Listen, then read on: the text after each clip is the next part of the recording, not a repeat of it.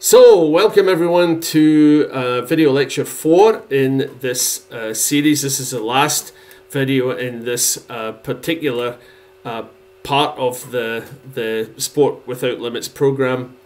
And we're continuing to look at the application of the STEP Adaptation Tool. Before we start, I want to say yet again thanks very much to Professor Cindy Sitt for inviting me to develop these lectures and engage with you all over these months, and also to Doris Cheng and the team for all the arrangements and the IT support, and of course finally not forgetting the Hong Kong Jockey Club, whose continuing support of the Sport Without Limits program enables this lecture series to happen. So today's lecture we're going to focus on making inclusion happen in a school setting using STEP, but also looking at other strategies. And I'd like to say that I spent 10 years working in special education. I may have mentioned this before. I worked in a college, further education college for disabled students, and they came to us around about age 16 for 2 or 3 years, and we were a kind of transition between school and adulthood, and also school and perhaps further education after us, or perhaps higher education, or employment, or going back to live in the community. And so that 10-year period was incredibly valuable to me. It was way back at the beginning of my career, if you like, in this line of work. And I learned so much from colleagues, but also most importantly from the many, many young people with whom I had the privilege to work. So many different young people who all were experiencing different challenges, and it was wonderful to work with such a wide range of young people and learn from them, and hopefully help give them a broad and balanced physical education experience that they could continue into later life. And I know many of the students did continue to take their physical activity, their sport, beyond college and into their adult life.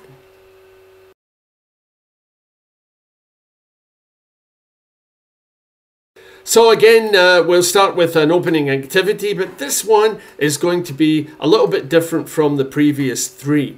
I want you to think about a specific student with whom you're working, or with whom you recently worked. Then I want you to select a physical activity, not one that the student is currently participating in.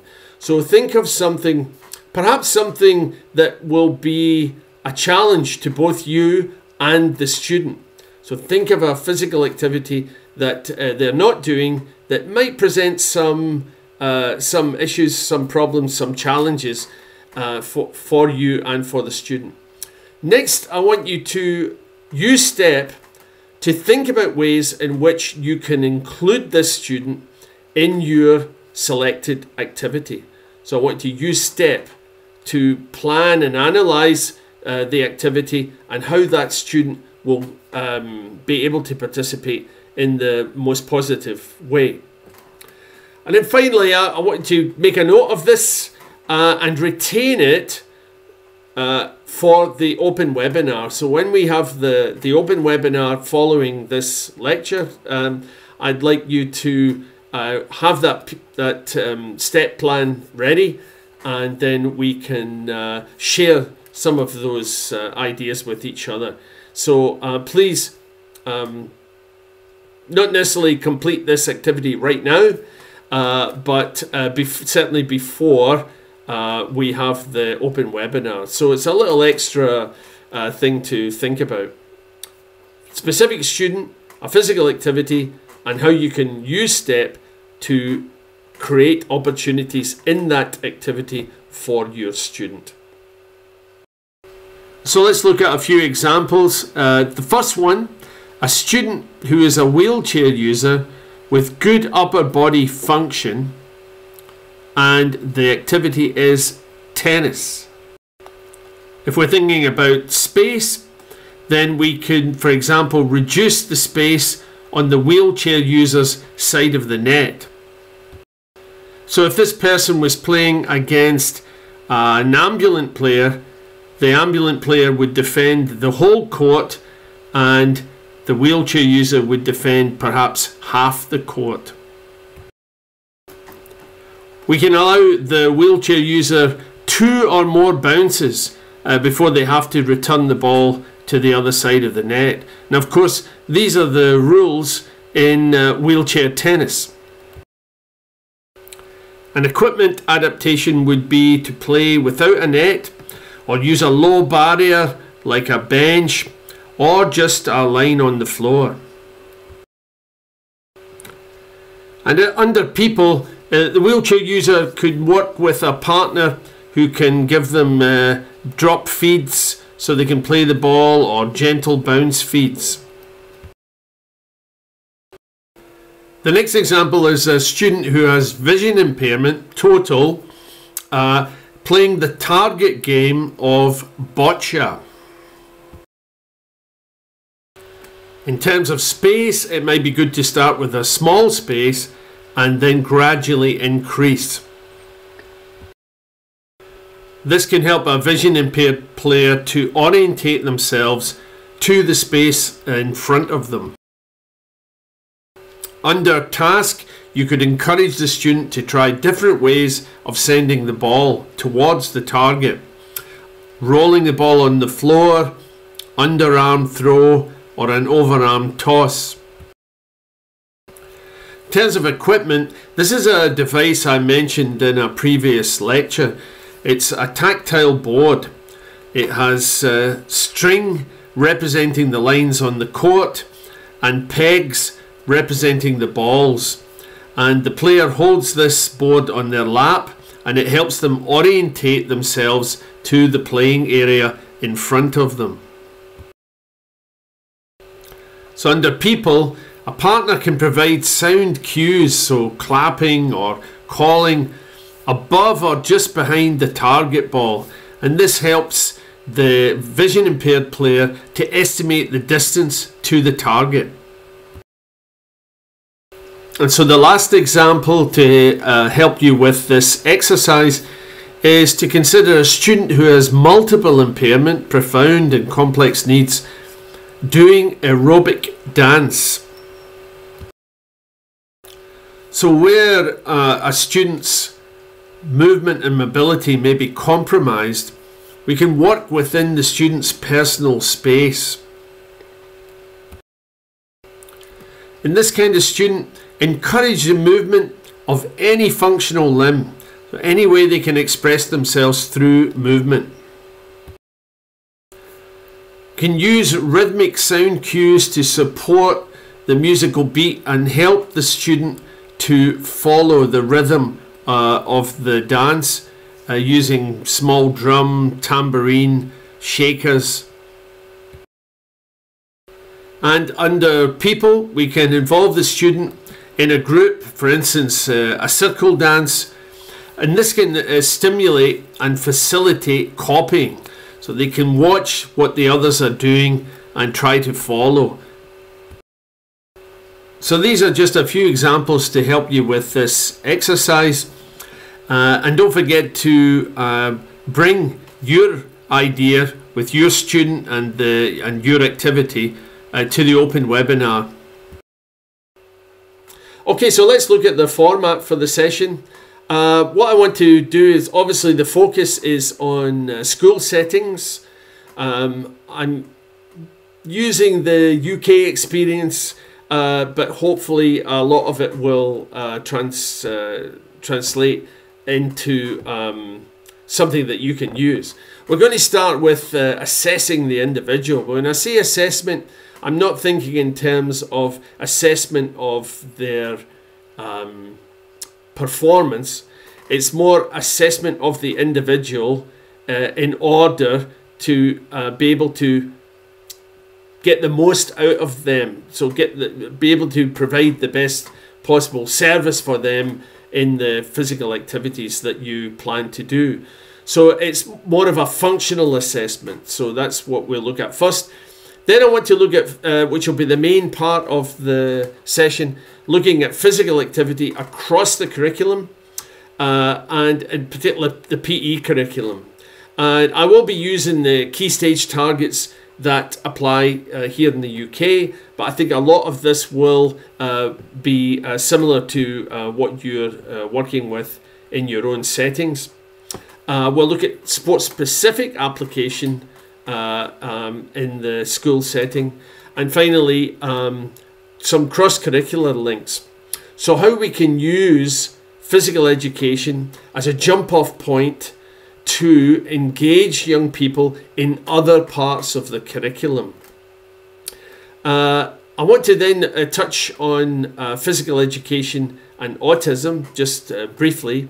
It's become such a huge area within schools now, and the proportion of young people who are being diagnosed with autism is growing exponentially every year. And so I thought I should touch on that. And then we'll finally look at aerobic dance, which is one of the 4 activities. We looked at 3 of them last time, but one of the 4 activities which are particular focus sports for the Sport Without Limits program.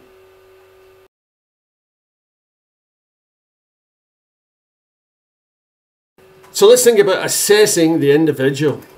It's important to undertake a regular assessment of individuals, really to determine their functional ability and their general movement capabilities.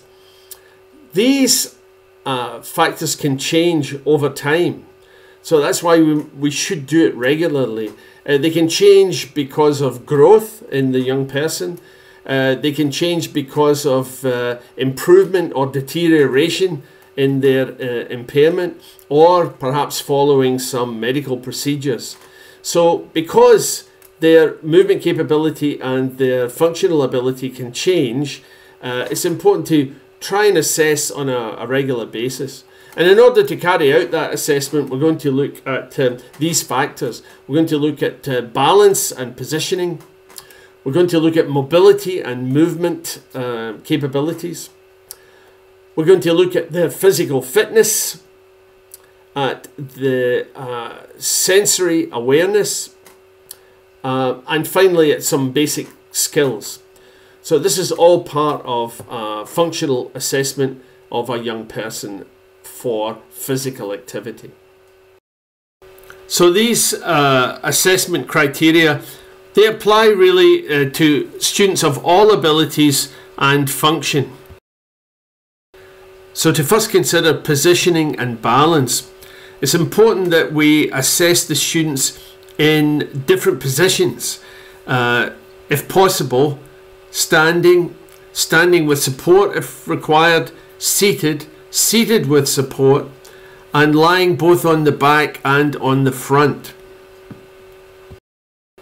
So in each of these positions, we want to test whether the student can turn to either side to reach for an object, whether they can reach forward or reach back. If they're seated, for example, can they reach with their arms above their head?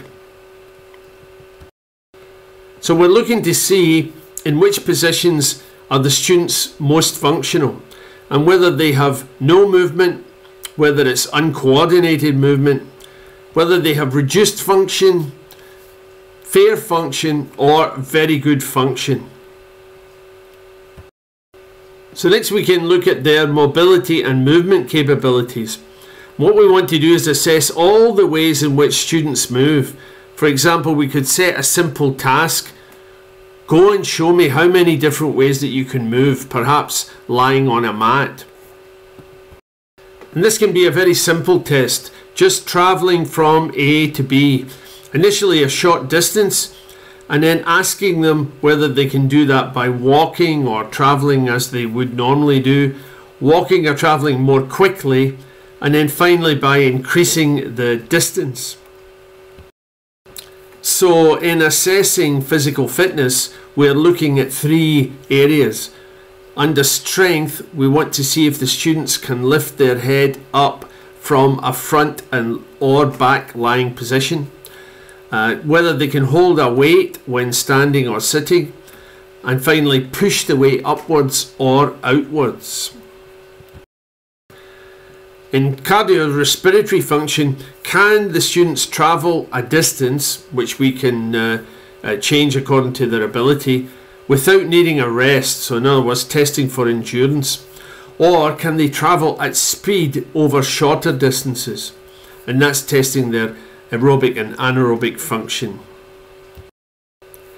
And lastly, under flexibility, can the students touch different parts of their body with their preferred hand, or reach to touch an object that's held at different angles around them? So in sensory awareness, let's just look at vision and hearing.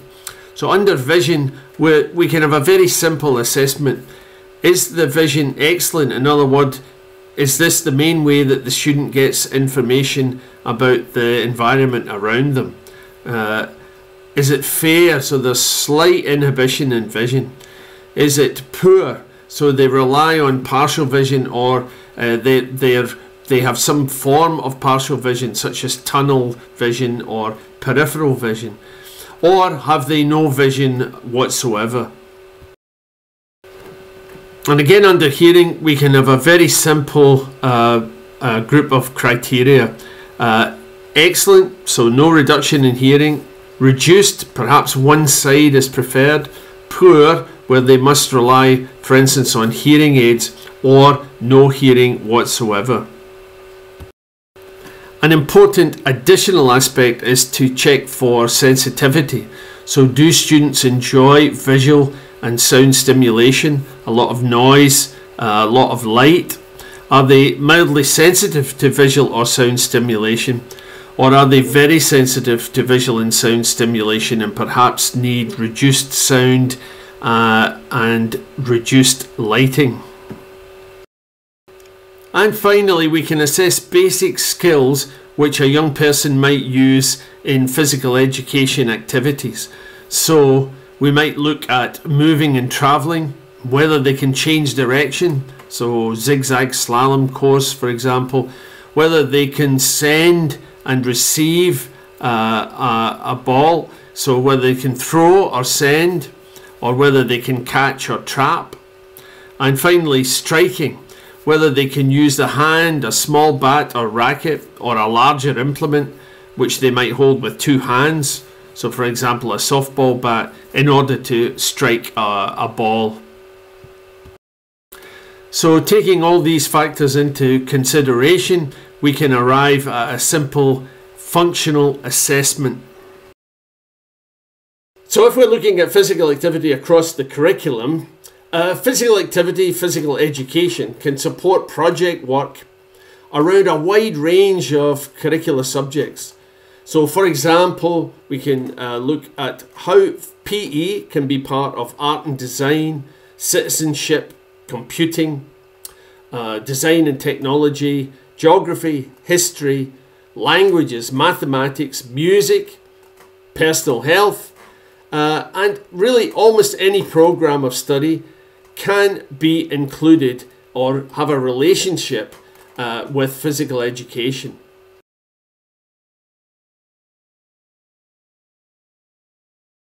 In order to look at the curriculum in some detail, I'm going to use the national curriculum for PE in England. The curriculum is different in Scotland and Northern Ireland, but England, we'll look at the national curriculum there, and the examples that we'll look at are based on key stage requirements. The key stage requirements may differ in your setting, but I'm using those that are reflective of the curriculum in England. First, fundamental movement skills, which is basically agility, balance and coordination. And all physical activities involve elements of these three components. If we're thinking of ways that the students can compete against themselves, well, we can build this into almost all activities, whether they're improving their own score or whether it's to do with refining or improving their technique. In competition against others, then of course many sports and games are competitive, and we can balance this for young people who have special needs by perhaps matching abilities to keep the activity fair and balanced. Cooperative activity is very important in inclusion, and all activities can be modified so that we can enable and encourage students to work together towards a common goal or a common aim.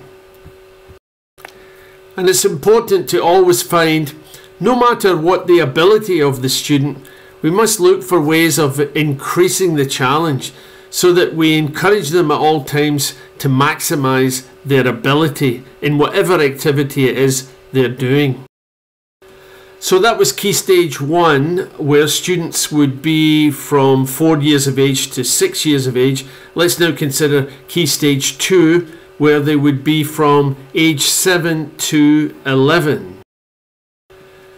So the first key stage criteria is using skills in different ways. And if we think about special needs students, then they may have to adapt these skills in order to match their functional ability. Under communication, well, partner and team games emphasize the need for good communication, so these are good vehicles for encouraging communication between young people. Of course, where there might be a communication barrier, then some kind of adaptation is required, and some kind of extra consideration may be required. When we think about collaboration and competition, the way I always like to interpret this is to say that there should be an emphasis on positive cooperation and support for both your own teammates and opponents when you're involved in a competitive situation. In improving and evaluating skills, it's important that we ask students to analyse their own performance of skills and in games and identify ways in which they feel they can improve. So Key Stage 3 in this country would be for young people aged 12 to 14. If we're encouraging students to improve their competency and confidence, these two things go together. If they achieve a higher standard, this in turn improves and maintains their confidence levels. In Key Stage 3, the students are asked to assess not only themselves but also the performance of others. And it's important, I think, that we encourage students always to support each other with constructive criticism. At this stage, we're beginning to encourage the students to develop out of school interests, and as part of this we should make them aware of community opportunities in sport, and in their case adapted or disability sport. But it's also important that we can link them to non-disability versions of these sports so that, for example, they can participate with non-disabled family members. It's important that students understand the long-term benefits of physical activity. So we should share the benefits of physical and mental health with students wherever possible. And it's particularly vital that special needs students maintain physical activity beyond school. Not just when they leave school, but also in evenings and at weekends when they're less active. So let's now look at sport-specific links to the physical education curriculum. And to do this, we'll look at some of the focus sports in the Sport Without Limits programme. So first we'll look at links between the PE criteria and the sports of boccia and floor curling. If we think about mastering basic movements, then in boccia and floor curling, The ball or the stone can be propelled in many different ways. So underarm throw, or using the foot in boccia, or a bowling action, or using a pusher for those that require it in floor curling. We can link agility, balance and coordination to boccia or floor curling. So under agility, the movement of propelling the ball or the stone, and also in the sense of mental agility, being aware of the tactics of the game. Balance, sending the ball or stone from a stable, balanced position where the arm can move freely, and that's key to both of these sports. And finally, under coordination, Paralympic boccia, for example, is played by athletes whose control and coordination is challenged. So for example, timing the release of the ball or stone with the arm movement. Still with boccia and floor curling, we can consider flexibility, strength and technique. Under flexibility, students really need to understand the importance of stretching, especially the arm they use for throwing or propelling a stone. And strength, being able to throw or roll the ball or stone to all parts of the court. And as they build their strength up, they can deliver it further. And in terms of technique, students can develop specific techniques and styles based on the functional ability that they have.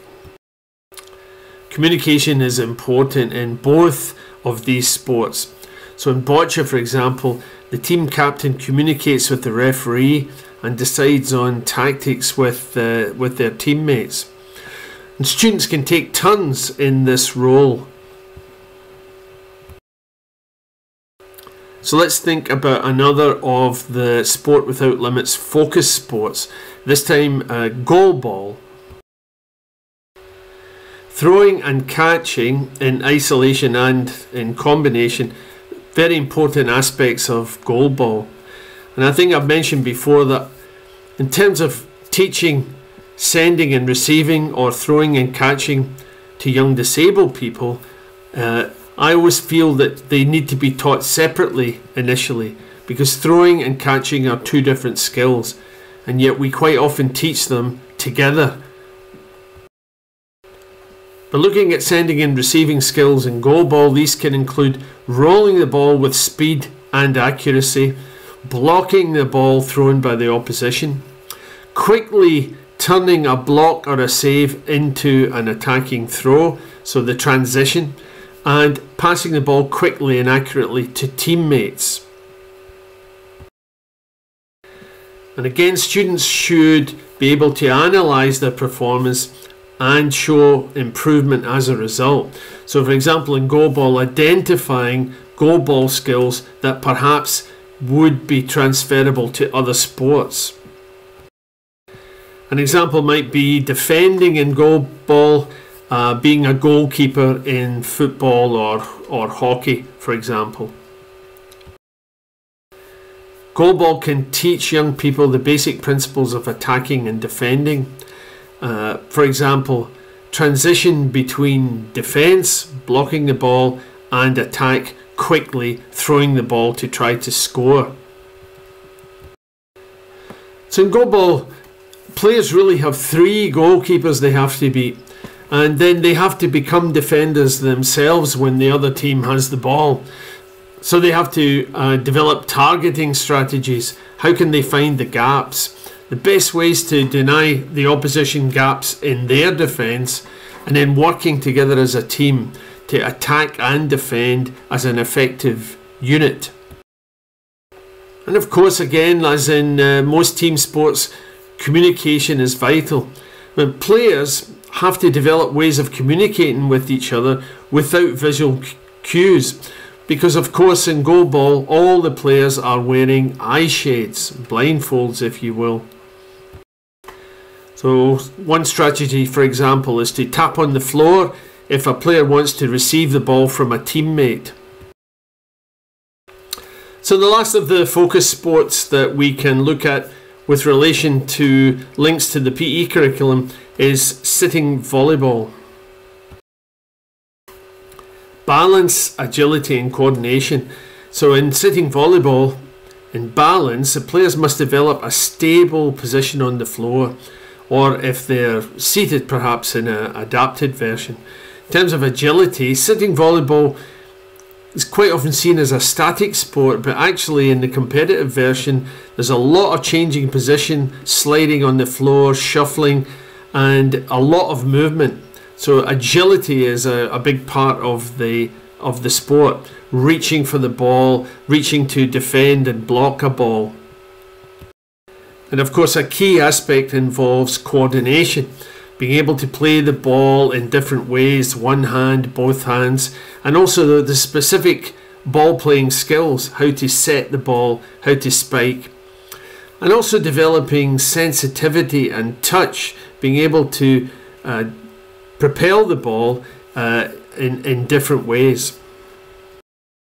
And of course sitting volleyball is a competitive team game, and it can be a springboard into other forms of the sport. So for instance, starting with sitting volleyball, where young people can just focus on the arm and hand skills before moving towards an ambulant or standing version. And of course that can lead then to beach volleyball, which can be adapted for indoor or outdoor environments with reduced area, different rules, and integrated volleyball, where seated and standing players can play together in the same team.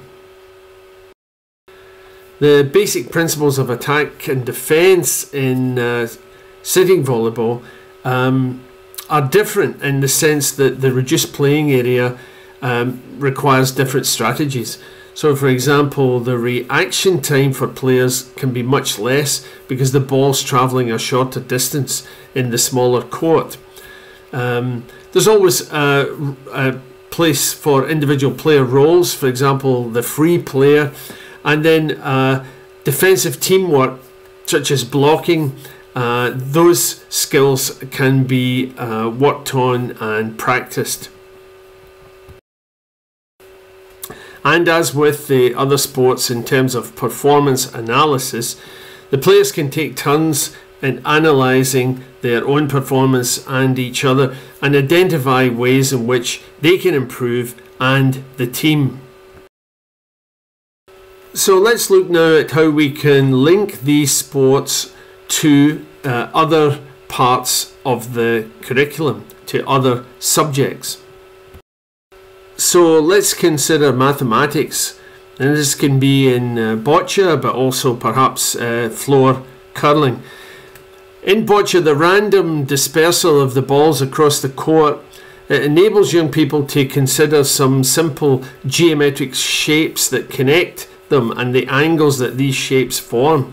So as part of the game, before the players collect up the balls and play the next end, young people could explore the relationship between each ball and the jack, the target ball, and between the balls of the same colour. So they could take tape or throw down lines and connect the shapes that they identify, whether these are triangles or squares or parallelograms. So we can look at history, geography and language and challenge young people to investigate the history of the game of boccia. What's the origin of the name, for example? Some people feel it originated in ancient Rome. Students can also look at the background and origins of similar games. So games like boccia, like lawn bowls, or the French game of pétanque. Still with boccia, we can think about the design and technology aspects. So a unique part of boccia is the use of assistive devices, which enable severely impaired players to compete. So these can be ramp and gutter and tubular ball sending devices, and also head pointers for those whose arm or hand control is impaired in some way. So we could challenge students to devise different ways of sending a boccia ball accurately into the court. They could use readily available materials that they can find around the home or in the school environment, or they may be able to design and construct a simple device which takes into consideration that some players may use different parts of their body to send the ball. And boccia, like other sports, has officials. So if we think about volunteering and leadership, young people could become involved in the non-playing aspects of boccia or floor curling. So young people can learn the rules, officiate games in school and community-based competitions, or teach the rules and officiate games with their younger peers. So if we switch to goalball, if we look at history and the origins of goalball, it provides a rich vein of historical background for young people to explore. So the game was invented by an Austrian in 1946 as a form of recreation and rehabilitation for blinded war veterans. And of course this can introduce parallels with those injured in more recent conflicts, for example, and the role that Paralympic sport has played in their rehabilitation. So goalball became the first sport specifically designed for disabled people to be introduced into the Paralympic program. That was back in 1980. And there's also a similar game called torball, and its development and the essential differences could be another area for young people to study. Again, from the citizenship, volunteering and leadership aspect, students can learn to teach the game to others, and at the same time, sighted students can learn about working with people who have vision impairment, because goalball lends itself to being inclusive. Everyone has to wear eye shades, and so sighted and vision impaired people can play together in the same team and develop some mutual understanding. Goalball opens up all kinds of opportunities in terms of the subject of science. The study of sound, for example, is intrinsically linked to goalball because players are continuously listening for the sound of the bell ball as it travels towards them, often at great speed, in order to make an effective block. So students can challenge their listening skills whilst wearing eye shades and experiment with different sounds that bell balls and improvised sound balls, I've shown you how to make those, make on different surfaces. So can they determine the direction and angle of travel of the ball, both when defending and when sending the ball, in order to improve performance next time. And competitive and Paralympic goalball is played on a smooth indoor court, and the top players can deliver the ball at up to 70 or 80 miles per hour. So goalball could be used to analyse forces such as friction. How does the speed and momentum of a goalball change if it's rolled over different surfaces? Or the effect if the goalball itself is made of different materials. So let's lastly consider sitting volleyball, and if we look at again at the history and geography aspect, then sitting volleyball, relatively recent sport originating in the Netherlands in the 1950s. It made its full Paralympic debut in 1980, but the history of volleyball, from which sitting volleyballs derive, goes back obviously much further to the 1890s in the United States. And so that offers potential for project-based work. And over 60 countries play sitting volleyball worldwide.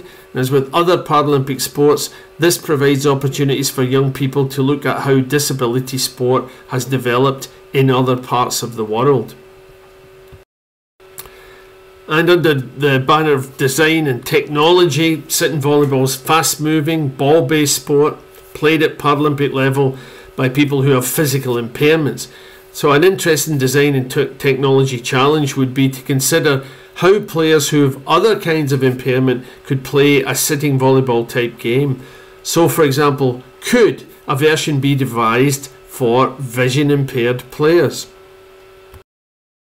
So if we look at English as a spoken language, or the volunteering aspect of citizenship, then sitting volleyball and other disability sports create opportunities for young people to investigate and read about the game, including the origins, the rules, take turns at officiating or coaching to help develop confidence in speaking in front of others.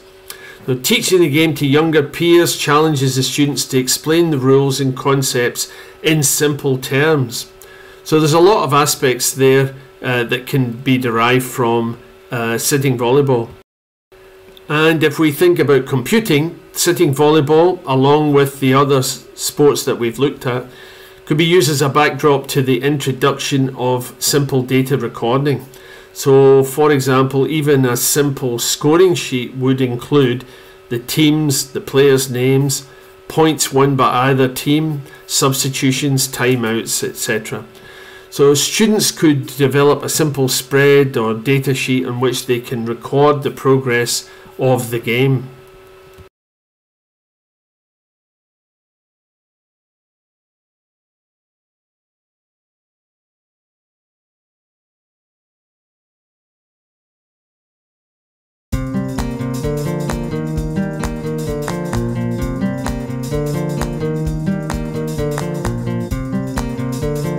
A number of developmental games are included in the Top Sports Ability resource.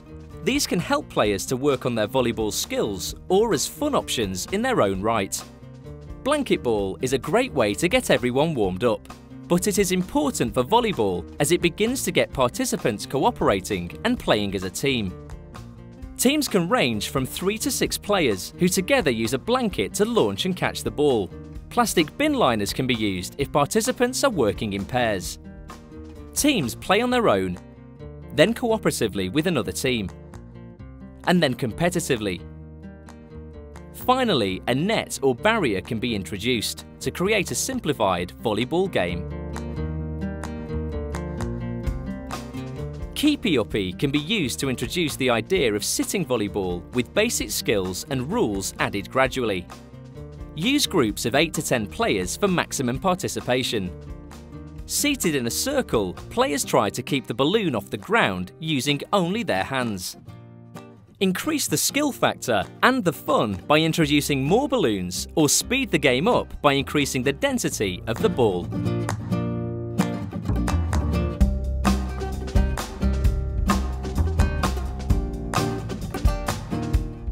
Integrated volleyball provides a vehicle for integration. Players in the front zone are seated, whilst those in the rear zone stand. Players remain in their own zones and take turns in serving the ball. Points are scored on every play and regular rules can be used. To encourage maximum participation, change the setup of the game to enable everyone to take part. Volleyball's flexible format means that the game can be constantly modified to create new challenges and support participation. The STEP model in the Top Sports Ability online resource can be used to adapt the game further.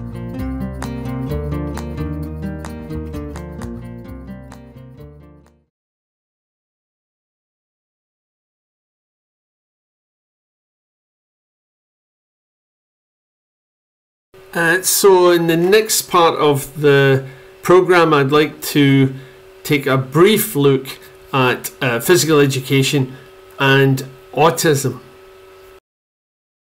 I'd like to begin by looking at communication. It's important to establish a clear communication strategy based on the student's preferences and also based upon what they are most likely to respond positively to. So consult with and use specialist support, but also speak to the people that know the students best, their parents, their carers. Try to use visual communication materials, so flashcards, pictures, photographs. Use precise language wherever possible, so try and avoid metaphors, figures of speech, comparisons, and unfamiliar concepts that are not related to the activity. Always use the student's name before issuing instructions or directions.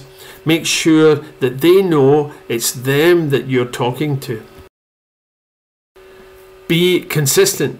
Have a routine that becomes familiar and comfortable to each student.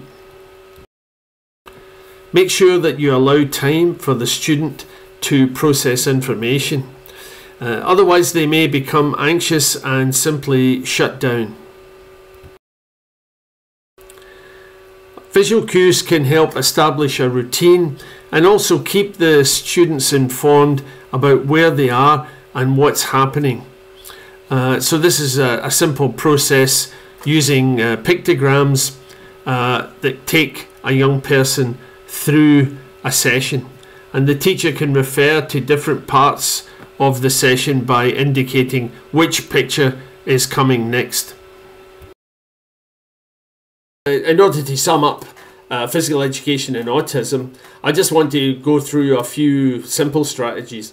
There are many others, but these are a few things that I think you might find useful. We've already mentioned, but picture cues can help students to recognize the timeline of a session. So what's happening now, what's going to happen next, and also some indication of how long the activity will happen.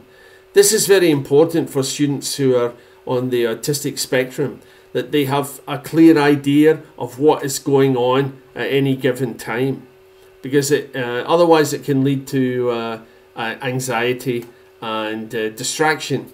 So using picture cues to create a timeline that you can refer to can be very, very useful. I think it's important to use different kinds of visual cues. Some people will like the kind of cartoon images that I shared earlier. Some would prefer photographs, realistic photographs. Some perhaps might want some kind of demonstration of what's going to happen next. But so visual cues will differ for each person, and I think it's best to use the kind of visual cue that works best for each individual. When you are working with a group of young people, some of whom may have autism, it's useful to have a gathering point. So somewhere that you bring the students together, perhaps a bench where they can sit, in order to explain the next part of the session.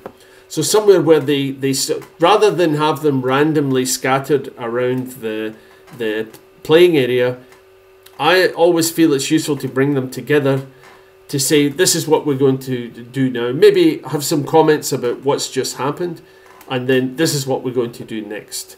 And then they can stand up and get ready again for the next part of the session. So I would use that gathering point before and after each activity, each part of the session. Try and reduce language to a minimum, and when you do use it, keep it simple and uncomplicated. We quite often use similes and imagery and relationships in language. So we'll use an example from something that's not related to what's happening, and I think that can be very confusing for some young people who want to see things clearly and not have them confused by references to things that are outside the room, outside of the actual activity itself. Instead, really, of using a lot of language, then demonstration can be more effective. Demonstration and visuals will work best. The vast majority of young people who are on the autistic spectrum are visual learners, and so it's better to use those methods in order to get across the ideas that you want them to think about, or that you want them to try for themselves. Some schools in the UK begin each day by having a vigorous free play session. So young people will come into the gym before they go to other classes, and they'll run, they'll skate on inline skates, they'll go on static bikes or in a regular bike, but they'll use up a lot of energy, maybe 30 minutes or so of just running and moving and expending energy. And that often has a calming effect before those young people then go to their next classes. So this is before the school day starts. A vigorous activity session that then allows young people to get rid of any frustrations and calm themselves and focus on what they need to do next. Now, before we look at aerobic dance, I've got to say that's not a specialism of mine, but I have been involved in lots of dance-related programs with young people who have special needs in one way or another. And I think the great thing about aerobic dance is that there's a certain degree of freedom and interpretation associated with it that lends itself to inclusive practice. So because we can interpret aerobic dance in different ways, because it can be physically done in different ways, I think that lends itself to inclusion and allowing young people to participate in the way that's right for them. So within this activity, aerobic dance, we can look at the following themes. We can look at space, the environment, but also spatial awareness of the individual and how they relate to the space that they're using. Task, whether that's task adaptation, we've looked at many examples of that in the last 3 lectures. Things like speed and varying speed. And speed also can be associated with the rhythm of the music. But also stillness is very important. And having control. And having control to enable yourself to become still. Numeracy,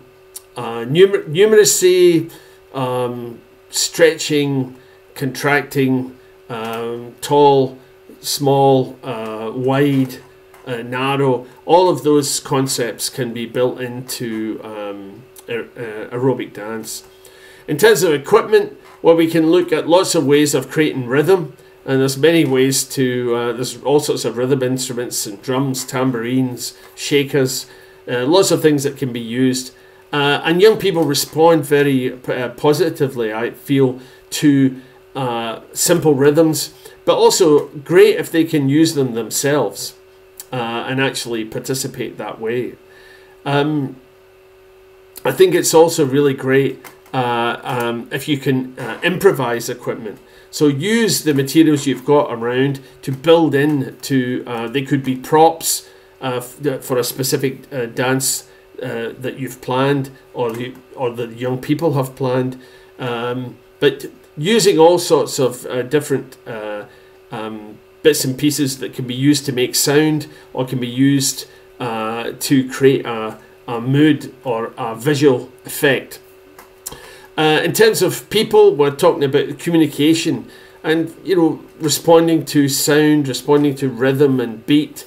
But one way that can work quite well is to use mirroring. And I've certainly used that for many, many years. I'll say more about it when we get to that area. Mirroring between partners. But also in cases where young people perhaps have less control or coordination of their own bodies, then manual guidance may also be required.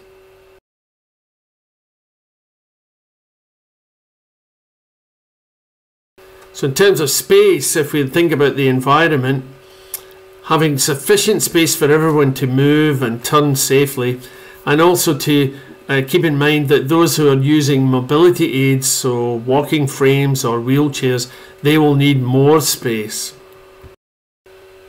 Be sure to determine each student's degree of spatial awareness. because reduced spatial awareness can inhibit mobility and confidence. Now, I always feel this is important for those who use wheelchairs, frames, other mobility aids. It's great if we can get them out of all that, away from all that equipment, and just lying on a mat or a carpeted area where they can move freely.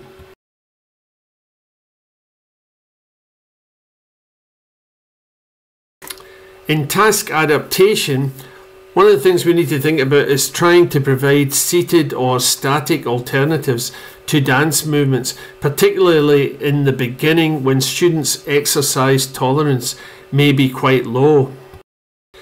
And in the same way, try to explore movement alternatives. So, for example, allowing arms to replace leg movement. And self-expression in movement can grow from the individual's own capabilities. So if they can move a finger or hand or make some kind of gesture with their foot, then develop the whole movement from that beginning. Adjust the speed of an activity to account for a student's movement capabilities. So, for example, rhythm matching every second or even every fourth beat. And wheelchair users can match short, sharp movements with short pushes, longer pushes when others are taking big steps. So that way they can mirror each other's movement styles. It may seem contradictory, but achieving stillness is an important part of movement. And where total stillness is not an option, perhaps due to coordination and control issues, then a student can try to maintain stillness in just one part of their body. Encourage students to stretch in every direction using all or part of their body, for example, arm and leg on the same side. Young hemiplegic person, that may be their option. Or think about moving high and low, big and small movements, fast and slow movements. Use rhythmic clapping, stamping, beating on a tambourine, a drum, or using a shaker to reinforce counting. And numbers can also be used to represent specific movements. So, for example, if you call out 1, the students walk or move slowly. 2 means jump or stand on the tiptoes or stretch upwards. And 3 means turning or changing direction. Use whatever equipment you have available. Perhaps in inventive ways you can use equipment differently from the purpose that it was designed for. You could use regular everyday materials that you can find around the school environment or the home environment. You can utilize things like soft play equipment for young people to crawl over or crawl through. You can use sports equipment as part of an aerobic dance theme, so people could do sports type movements linked to aerobic dance. You can use things like stretchy material or elastic bands, rhythm instruments, small drums, tambourines, shakers. You can make noisy rhythm instruments from everyday equipment. So a plastic bottle and a chopstick, you can beat the plastic bottle with the chopstick and it makes a good sound. And just a word about action songs. These are traditional songs that involve specific movements. A lot of young people love following the movements associated with action songs. So lastly, people, in terms of communication, can students communicate using dance movements or rhythms? So they could establish some kind of communication just based on movement. And try and use imagery that the students can identify. So make themselves hard like a rock, or soft and fluid like water. Or use themes like in a circus. So this picture here, these young people, you could say, were juggling. But they're also supporting each other in movement. And mirroring is a wonderful way of transferring simple movement skills from a partner who has a more developed movement vocabulary to one whose expression through movement is still inhibited. And this can be tactile initially, with the partner or an adult perhaps guiding the movement. So some young people might require movement to be provided for them, those with severe and complex needs. But pushing young people in a dance can give them the experience of speed, the air moving against their skin, changes in direction. And others might need their limbs to be moved manually in time with simple rhythms. And we shouldn't feel that this is wrong somehow or unimaginative, because it gives young people with complex needs the experience of movement that they can't provide for themselves. Okay, that's it. Thanks for your attention, and I hope you've enjoyed the session and got something out of it. Don't forget to look out for the multiple choice questions. They'll be coming your way from the team, and you need to complete these after you've seen this lecture and before the final open webinar. And as always, don't forget to check out the Inclusion Club, www.theinclusionclub.com, where you'll find all sorts of interesting video-based stories, and also lots of stuff you can download and use yourselves. That's it. Bye.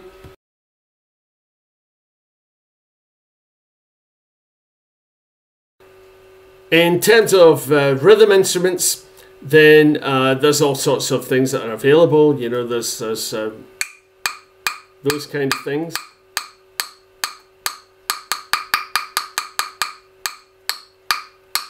But you can do something very similar using a chopstick and an empty bottle.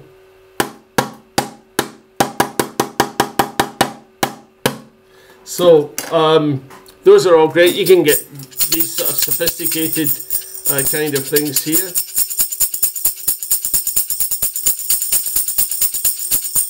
Or it could be something very small, like an egg shaker.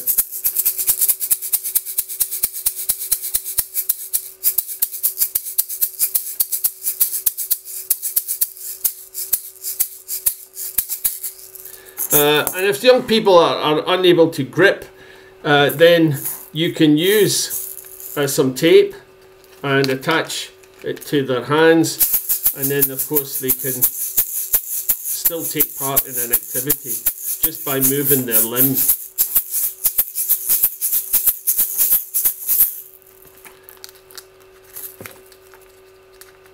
So now I can't get it off.